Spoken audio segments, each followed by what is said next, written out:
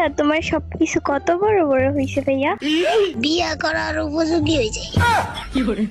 এই শালার পুত তোর কি মুসলমানি করাইছে?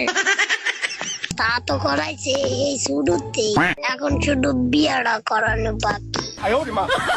এই শালার পুত তুই কি চাকরি বাকরি কিছু করস? তুই যে বিয়া করতে ফালাইতেছস।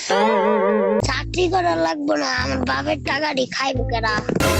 বাপের টাকা তোর মায়ে খাইবো, তোর মারই তো এখন তোর ভালো করে বয়স হয় নাই। আমার মার বয়স নেই তো কি হয়েছে, আমার তো বয়স হয়েছে। আমার বউ লাগবো, আমার আর এই কষ্টের জীবন ভালো লাগে না। আমার মার অনেক কষ্ট হয় কাম কাজ করতে। তোর বাপে কয় টাকা কামাইছে যে তুই বলস তোর বাপের অনেক টাকা? আমার বাপের বিল্ডিং আছে 3টা ঢাকা শহরে। ভালো করে তো বিল্ডিং এ কইতে পারস না, কেমন লেভেল লেভেল করে কথা কস। তাইলে অসুবিধা কি? টাকা তো আছে, এই ধর টাকা দাও ঢাকায় দিব।